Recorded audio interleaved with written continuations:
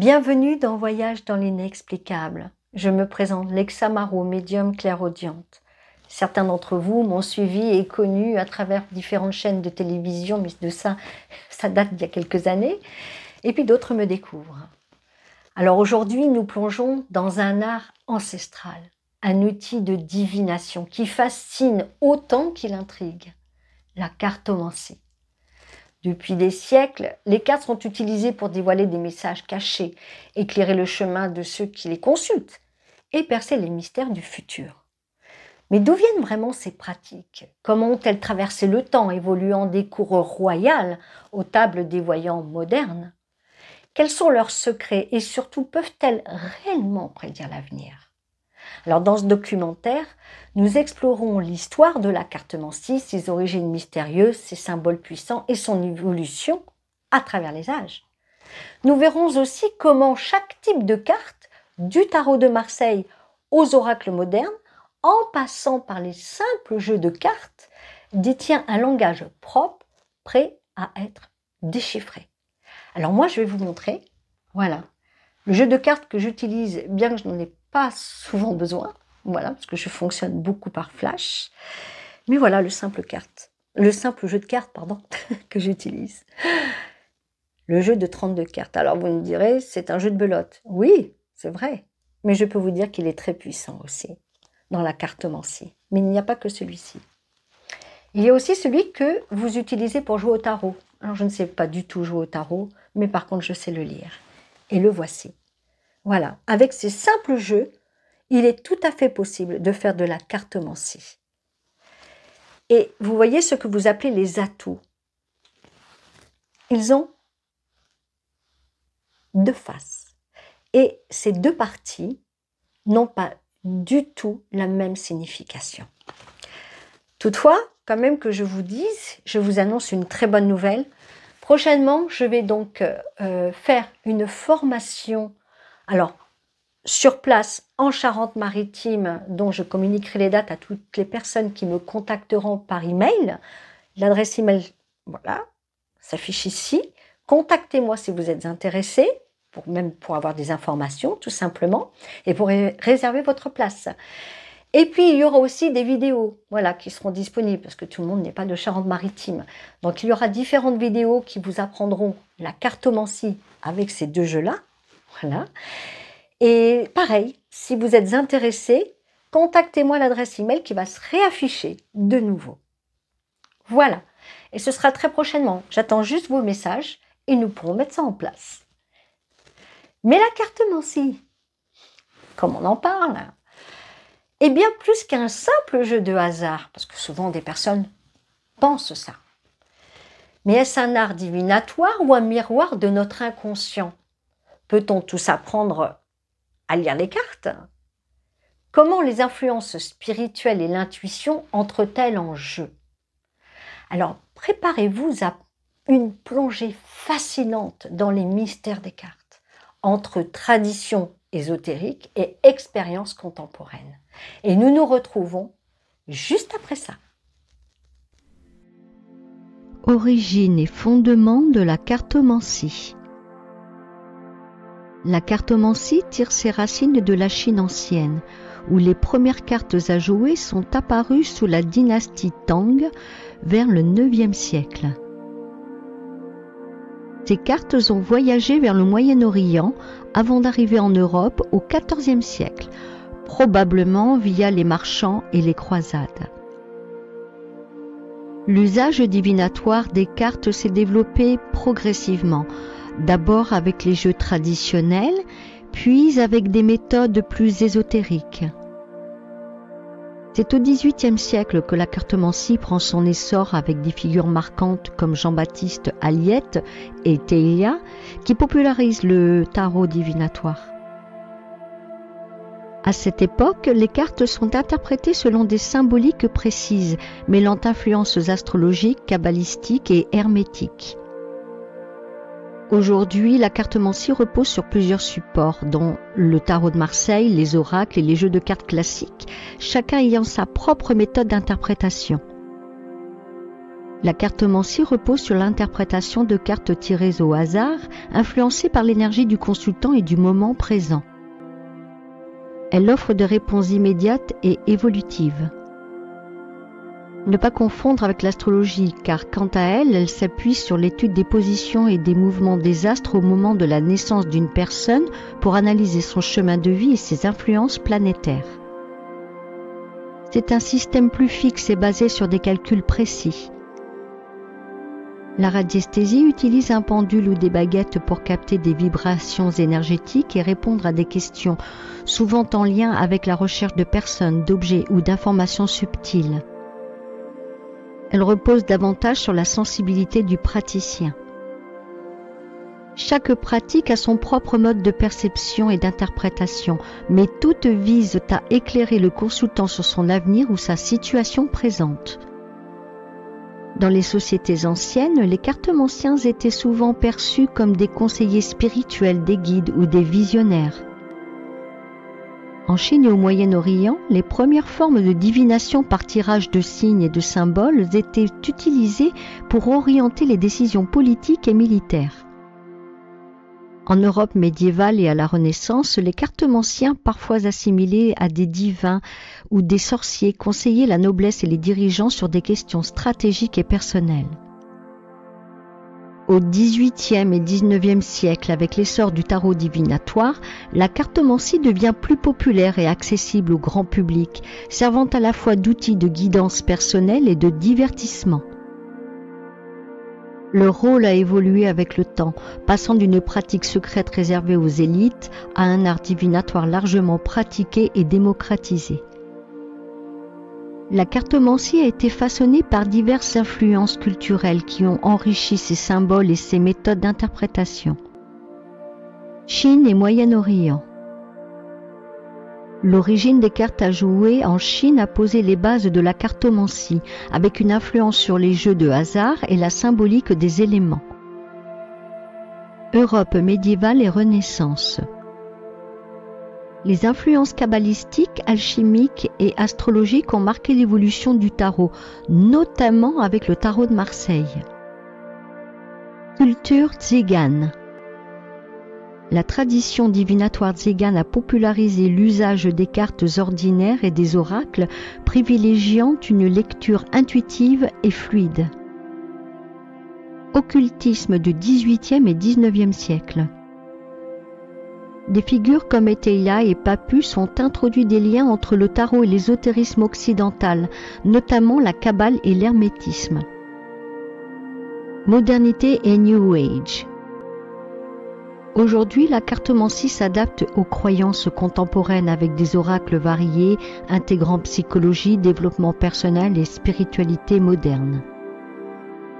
Chaque culture a apporté une dimension unique, influençant la diversité des jeux et des méthodes de tirage. Fonctionnement et pratique fondamentale. L'interprétation des cartes repose sur plusieurs éléments essentiels. Le tirage. Les cartes sont mélangées et tirées selon une disposition spécifique, tirage en croix, en ligne, en éventail, etc., influençant leur lecture. Le symbolisme. Chaque carte possède une signification propre basée sur son iconographie, sa couleur et sa place dans le tirage. Les associations. Les cartes interagissent entre elles, modifiant leur interprétation selon les combinaisons et le contexte de la question posée. L'intuition du cartomancien. L'analyse ne se limite pas aux significations fixes, mais s'appuie aussi sur les ressentis et l'énergie du consultant. Les cartes renversées selon la méthode utilisée. Elles peuvent nuancer ou inverser la signification d'une carte. L'ensemble de ces facteurs permet d'obtenir une réponse personnalisée et adaptée à la situation du consultant. L'interprétation des cartes dépend de l'intuition, de l'énergie, de l'expérience du praticien qui capte les nuances subtiles du tirage tout en restant neutre pour éviter d'influencer subjectivement le message délivré. Pour obtenir une réponse claire, la question doit être précise, ouverte et neutre, en évitant les formulations vagues ou trop influencées par une attente personnelle. Certaines cartes peuvent sembler contradictoires car elles reflètent des aspects opposés d'une situation, des influences simultanées ou des choix à faire, nécessitant une lecture globale pour en comprendre le message cohérent. La cartomancie donne des tendances plutôt qu'un calendrier exact, le temps étant fluide et influencé par les actions du consultant, bien que certains tirages et cartes puissent suggérer une temporalité approximative. Type de cartes et leurs particularités. Le tarot de Marseille. Le tarot de Marseille repose sur 78 cartes structurées en arcanes majeurs et mineurs avec un symbolisme précis, tandis que les oracles, plus libres, varient selon leur créateur et n'ont pas de structure fixe. Le jeu classique de 32 ou 54 cartes. Le jeu classique de 32 ou 54 cartes, utilisé pour la divination, s'appuie sur une interprétation simplifiée des figures et couleurs, offrant une lecture plus directe et intuitive. Tarot Rider-Waite. Le tarot Rider-Waite se distingue par ses arcanes mineurs illustrés qui facilitent l'interprétation intuitive, son symbolisme ésotérique inspiré de l'occultisme occidental et une iconographie plus accessible que celle du tarot de Marseille, où les arcanes mineurs sont plus abstraits. Qu'est-ce qu'un oracle et comment se différencie-t-il d'un tarot ? Un oracle est un jeu divinatoire sans structure fixe, dont le nombre de cartes, les illustrations et les significations varient selon son créateur. Contrairement au tarot, qui suit une organisation précise avec ses arcanes majeurs et mineurs, l'oracle offre une lecture plus libre et intuitive, adaptée aux messages spirituels et personnels. Un jeu de cartes classique peut parfaitement servir à la cartomancie. Bien que je n'ai jamais appris, tout a été intuitif. J'utilise un jeu de 32 cartes classiques et le simple jeu de tarot à jouer pour la cartomancie, qui permet une lecture intuitive basée sur les figures, les couleurs et les associations entre les cartes. Ce support, bien que différent des tarots et oracles, offre des réponses claires et directes lorsqu'il est maîtrisé. Le choix du jeu dépend du niveau et des besoins. Un oracle est plus accessible pour débuter. Un tarot comme le Rider-Waite facilite l'apprentissage grâce à ses illustrations, tandis qu'un jeu de cartes classique, comme celui que j'utilise, demande une interprétation plus intuitive et une bonne maîtrise des associations. Méthode de tirage et d'interprétation. Les tirages les plus simples, comme la carte du jour ou le tirage en 3 cartes, passé, présent, futur, offrent des réponses rapides et directes. Les tirages plus complexes, comme le tirage en croix ou le grand tableau, demandent une interprétation plus approfondie, en tenant compte des interactions entre les cartes. Pour ma part, avec le jeu de 32 cartes et les tarots à jouer, j'utilise principalement le jeu du prénom et le tirage des 7 cartes. Le tirage se choisit en fonction du type de question. Un tirage simple en 3 cartes convient aux situations claires, tandis qu'un tirage plus détaillé, comme celui des 7 cartes que j'utilise, permet d'explorer une situation en profondeur. Le jeu du prénom que je pratique aussi est idéal pour des questions liées aux relations et aux influences d'une personne. La position des cartes détermine leur rôle dans le tirage. Une carte placée au début indique une origine ou une influence passée, tandis qu'une carte finale montre une évolution ou un dénouement. Les interactions entre les cartes modifient aussi leur signification, rendant l'interprétation plus nuancée selon leur emplacement. Tout dépend également du tarot ou des cartes utilisées, car chaque support possède ses propres codes et logiques en interprétation. Chaque carte qui saute pendant le mélange est souvent considérée comme un message important à prendre en compte. Son interprétation dépend du contexte du tirage, de la question posée et du tarot ou des cartes utilisées. Elle peut indiquer un élément clé à ne pas négliger ou une énergie dominante influençant la situation. L'analyse des interactions repose sur les associations entre les cartes, leur proximité et leur influence mutuelle. Il faut observer les couleurs, les figures et les répétitions pour dégager une cohérence, tout en tenant compte du type de tarot ou de cartes utilisées. L'ordre et la dynamique du tirage permettent aussi de comprendre l'évolution d'une situation. Cartomancie et intuition.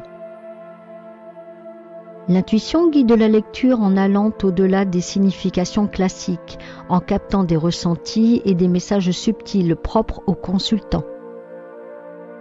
Elle permet d'adapter l'interprétation en fonction du contexte, du type de tarot ou de cartes utilisées et des énergies perçues lors du tirage. Affiner son ressenti passe par la pratique régulière, l'observation des émotions ressenties face aux cartes et à la connexion avec son intuition.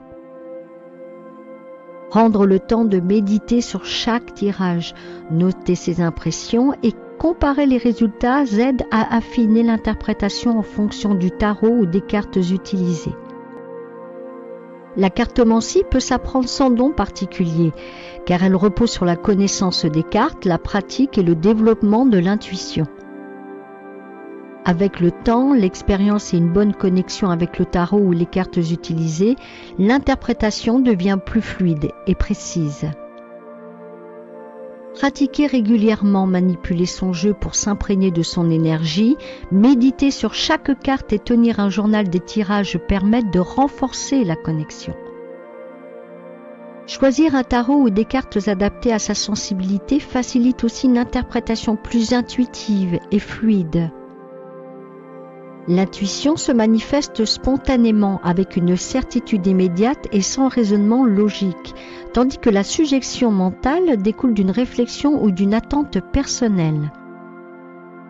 Une véritable perception intuitive reste fluide et neutre, sans être influencée par des désirs ou des peurs. Symbolique et message des cartes.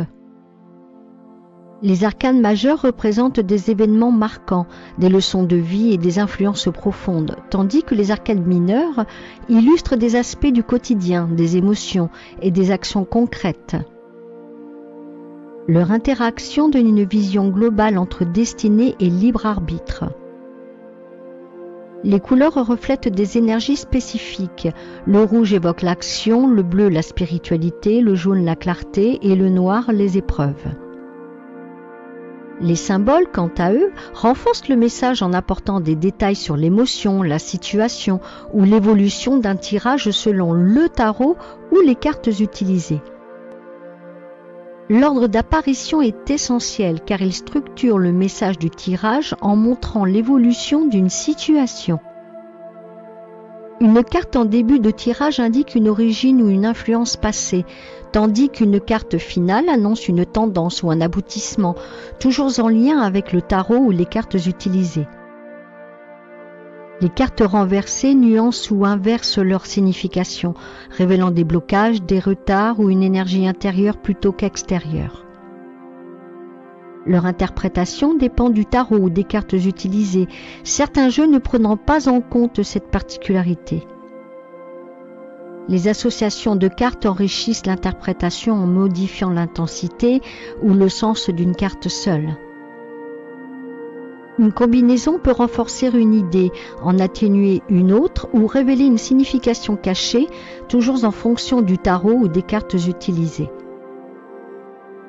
Éthique et responsabilité en cartomancie. La cartomancie donne des tendances mais ne fixe pas un avenir immuable, car les choix et les actions du consultant influencent son destin. Les cartes révèlent des possibilités, des avertissements ou des conseils, mais l'interprétation dépend aussi du tarot ou des cartes utilisées. Il est préférable de ne pas tirer les cartes pour quelqu'un sans son accord, car cela va à l'encontre du libre arbitre et de l'éthique divinatoire. Une lecture doit se faire dans le respect de la personne et de son consentement. Les sujets délicats doivent être abordés avec prudence, en privilégiant le conseil plutôt que la prédiction catégorique. il est essentiel de rester bienveillant, d'orienter la personne vers des solutions plutôt que d'instiller des peurs et de rappeler que certaines questions, notamment sur la santé, relèvent des professionnels compétents. Une mauvaise interprétation peut induire en erreur, générer des inquiétudes inutiles ou influencer négativement les décisions du consultant. Il faut rester neutre, d'éviter les conclusions hâtives et de considérer les cartes comme un outil de guidance plutôt qu'une vérité absolue. La cartomancie doit rester un outil de guidance et non une obsession. Pour éviter la dépendance, il est important de limiter les tirages répétitifs sur un même sujet, de garder une approche rationnelle et de faire confiance à son libre arbitre plutôt qu'aux seules cartes. Cartomancie et spiritualité. L'énergie du consultant peut influencer le tirage, car ses émotions et son état d'esprit se reflètent dans les cartes. Un tirage réalisé dans un moment de stress ou de confusion peut donner des réponses moins claires, d'où l'importance d'être dans un état neutre et réceptif. La cartomancie peut révéler des signes ou des messages symboliques liés aux défunts, mais elle n'est pas un moyen direct de communication comme la médiumnité. Les cartes peuvent toutefois servir de support pour capter une présence ou une guidance spirituelle. La médiumnité consiste à entrer en contact avec les défunts, tandis que la cartomancie sert à prédire des événements à venir et à guider une personne sur son chemin de vie. Ce sont deux pratiques distinctes, la première étant une communication spirituelle directe, l'autre un outil divinatoire basé sur l'interprétation des cartes. Les cartes peuvent donner des indices sur des schémas karmiques ou des influences passées, mais elles ne révèlent pas directement une vie antérieure.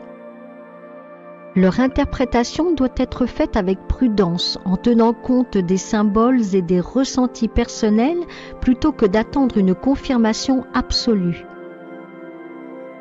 Il est possible de découvrir ces vies antérieures à travers l'hypnose régressive, l'analyse des rêves et des phobies inexpliquées, l'astrologie karmique, l'introspection ou encore les impressions de déjà-vu qui révèlent des souvenirs d'âme enfouis. Les guides spirituels peuvent inspirer l'intuition du cartomancien et orienter le tirage vers les messages les plus utiles. Leur influence se manifeste souvent à travers des synchronicités dans les cartes tirées, apportant des réponses adaptées aux consultants. Entretien et préparation du jeu de cartes. Un jeu de cartes peut être purifié en le passant dans la fumée d'encens de sauge, de benjoin ou de palo santo, en le plaçant sur un amas de quartz ou en le battant plusieurs fois pour disperser les énergies résiduelles. Pour le charger, il suffit de le laisser sous la lumière de la lune ou de le manipuler régulièrement avec une attention positive. Un jeu de cartes peut sembler fatigué lorsqu'il a accumulé trop d'énergies extérieures sans être purifié, ce qui peut altérer la clarté des tirages. Une manipulation trop fréquente sans rechargement ou une surcharge émotionnelle du consultant peut aussi affecter son ressenti énergétique. Le mélange doit être fluide et intuitif, embrassant bien les cartes pour redistribuer les énergies. La coupe se fait généralement de la main gauche, symbolisant l'intuition, et peut être confiée au consultant pour renforcer son lien avec le tirage. Prêter ou échanger son jeu peut perturber son énergie, car il s'imprègne des vibrations de son utilisateur. Si cela arrive, une purification est conseillée avant de le réutiliser afin de rétablir sa connexion personnelle avec le jeu.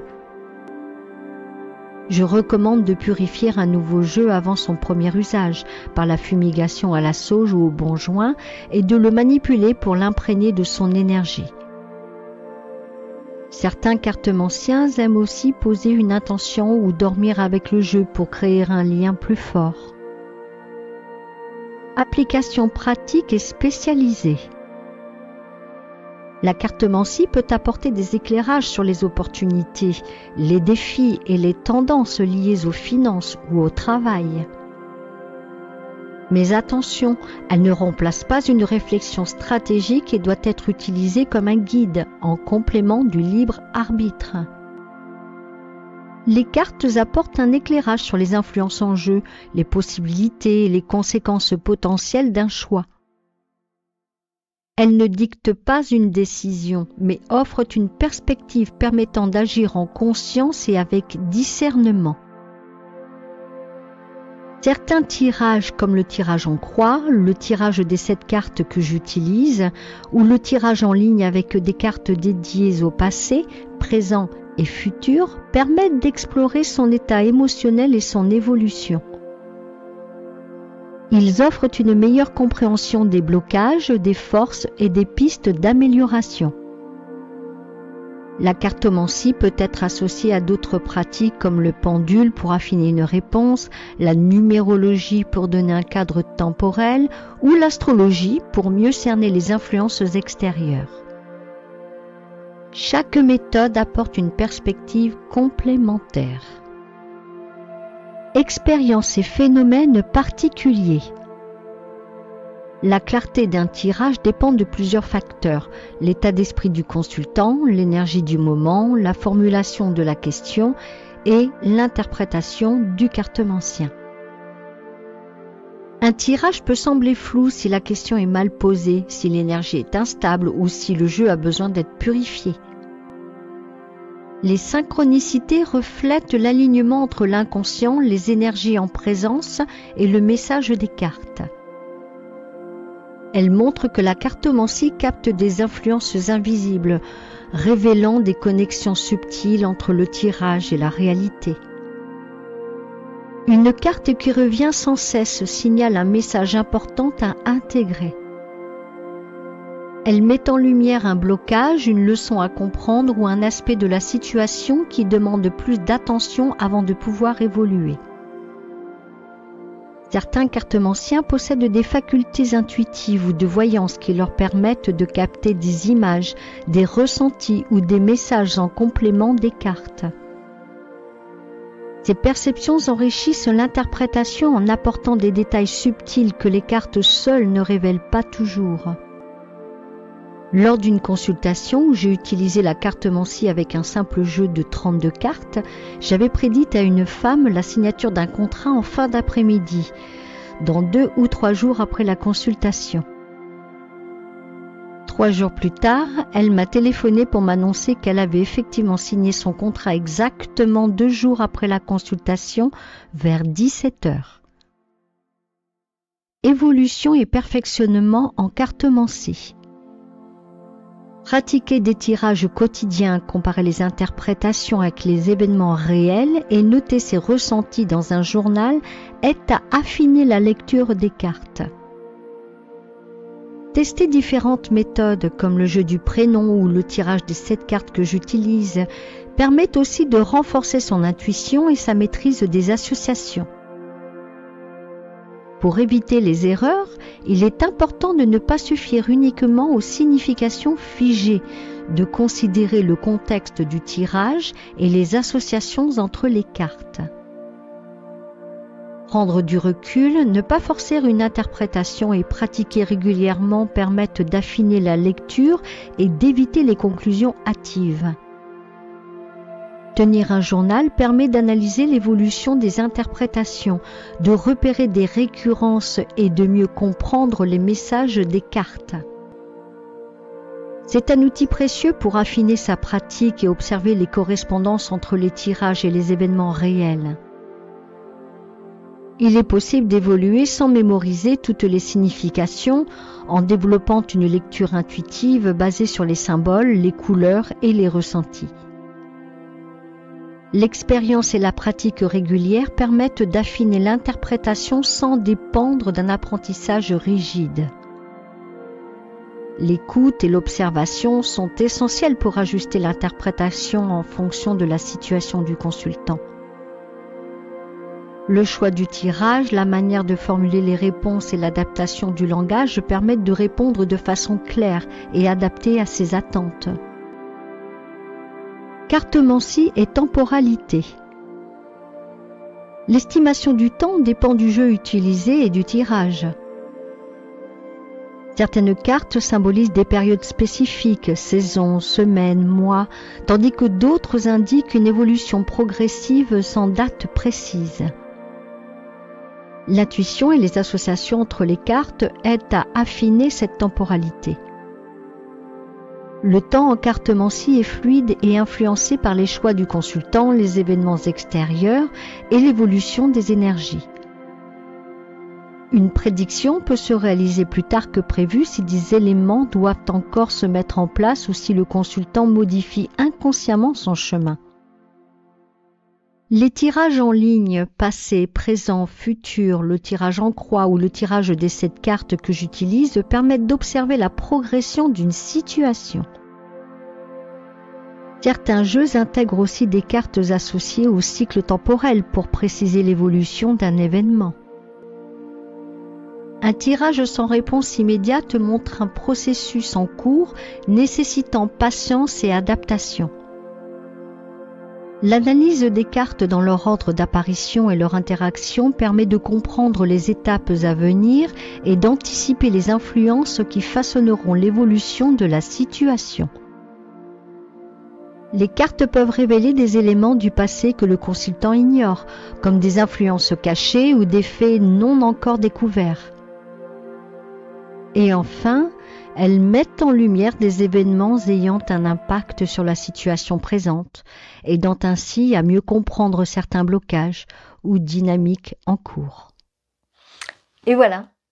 Mais pour conclure, la cartomancie est bien plus qu'un simple outil de divination. Bien sûr, on peut voir des choses, mais comme je l'ai expliqué dans le reportage, rien n'est jamais figé, sauf certaines situations. Mais c'est aussi une passerelle entre le visible et l'invisible, entre nos questionnements et nos intuitions profondes. Elle ne se limite pas à annoncer l'avenir, mais aide surtout à mieux comprendre le présent et à se reconnecter à son intuition, car évidemment, le fait de pratiquer la cartomancie permet de développer l'intuition que nous avons tous. Voilà, c'est un excellent outil.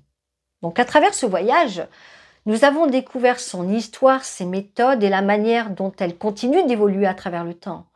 Mais au final, la vraie magie des cartes ne réside-t-elle pas dans la façon dont elles nous permettent de poser les bonnes questions et d'éclairer notre propre chemin? Alors si ce sujet vous a intrigué, si vous souhaitez en savoir plus sur la divination, les énergies invisibles et les secrets de l'au-delà, alors abonnez-vous à Voyage dans l'inexplicable. Cliquez sur le pouce et aussi d'actionner la cloche pour ne rien manquer. Et surtout, pour soutenir cette chaîne, laissez-moi vos impressions en commentaire. C'est une forme de soutien de la chaîne, votre participation. Croyez-vous en la cartomancie ou pensez-vous que ce sont que des coïncidences? Je vous remercie beaucoup d'avoir suivi ce documentaire et je vous dis à très bientôt pour un nouveau voyage dans l'inexplicable.